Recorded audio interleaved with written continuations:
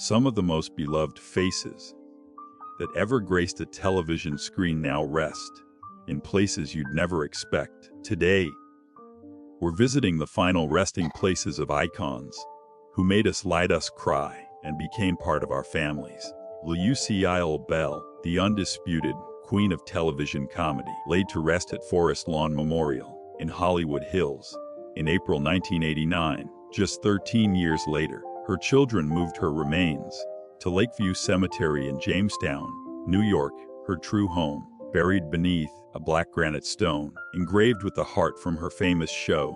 At 77 years old, A&D Griffith, the beloved sheriff of Mayberry, buried on his private Roanoke Island estate in July 2012, just 5 hours after his death. Following his wishes, the burial happened so quickly, most of America didn't even know he was gone. His grave remains on private property fans can never visit. At 86 years old, Dick York, the first Darren Stevens from television's most magical sitcom, found his final rest at Plainfield Cemetery in Rockford, Michigan, in February 1992, weeks after spending his final bedridden years running a charity for the homeless from his sickbed, using only a telephone. Complications from emphysema took him at only 63 years old. JD, the voice that sang Over the Rainbow, now rests at Hollywood Forever Cemetery. Placed there in June 1969, her grave became a pilgrimage site for generations who never forgot the girl from Kansas who took us to Oz. She left this world at only 47 years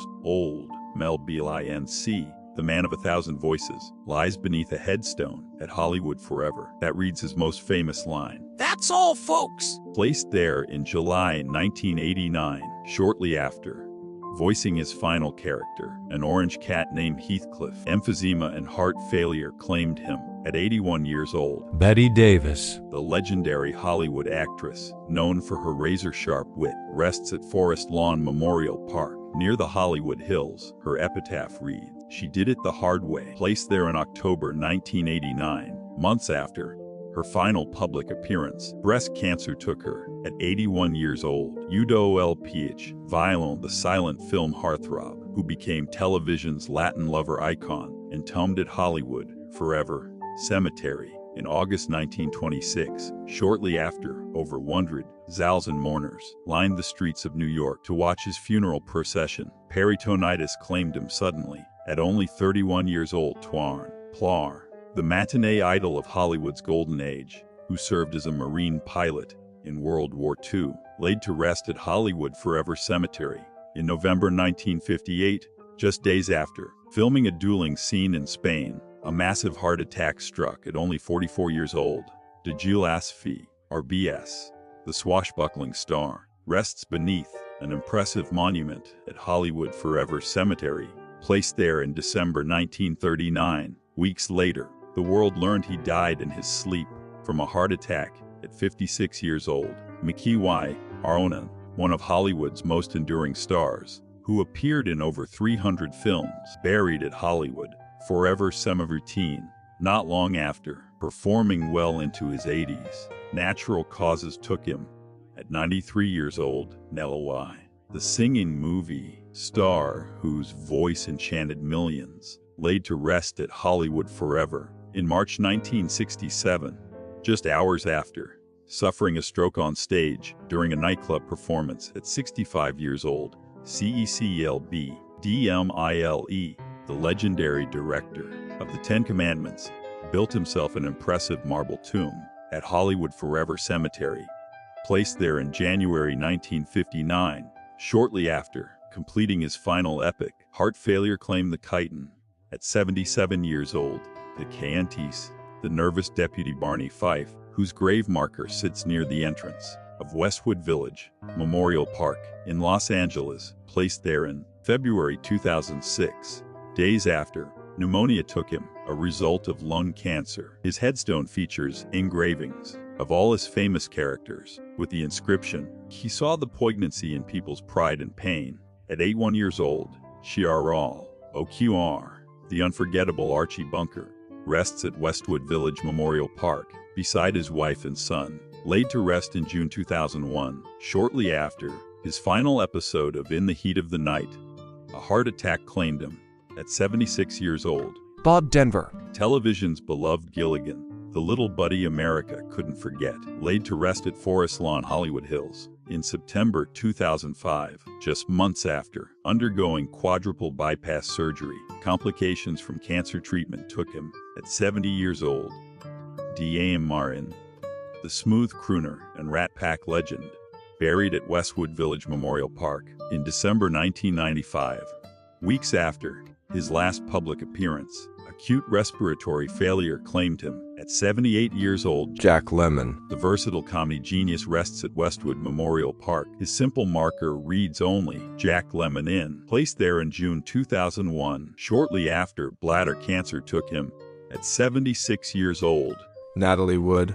The radiant star, who drowned under mysterious circumstances, buried at Westwood Memorial Park in December 1981. Just days after her body was found floating off Catalina Island, the truth never fully revealed at only 43 years. Roy Orbison, the voice behind "Oh, Pretty Woman," lies in an unmarked grave at Westwood Memorial Park, placed there in December 1988, just weeks after a massive heart attack at only 52 years old. Farrah for WCET, television's golden angel, rests at Westwood Memorial Park in June 2009, the same day Michael Jackson died. Her death overshadowed by his anal cancer took her at only 62 years. Truman Capote. The literary giant who gave us Breakfast at Tiffany's. His ashes rest at Westwood Memorial next to his best friend, Joan Carson, placed there in August 1984. Shortly after, liver disease claimed him. Some of his ashes were later auctioned for over $40,000 at 59 years old. Marilyn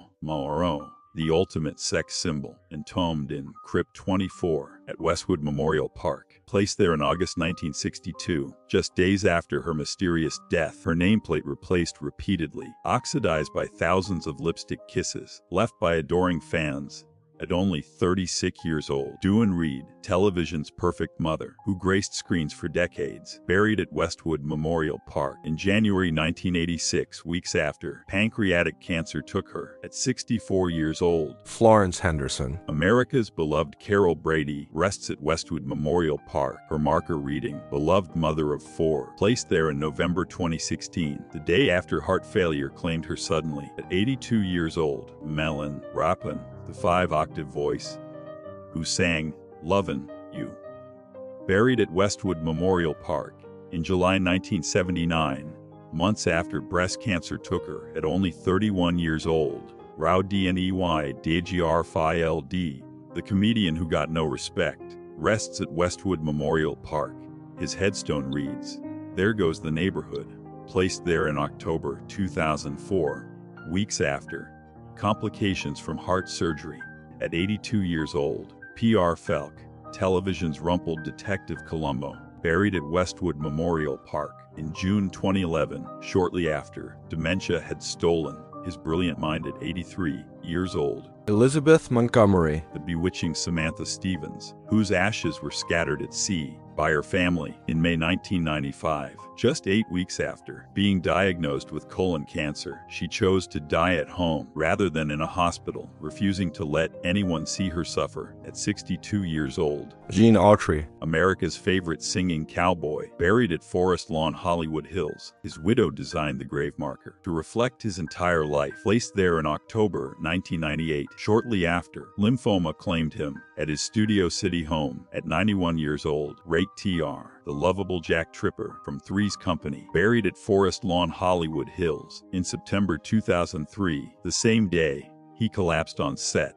An aortic dissection took him without warning at only 54 years old.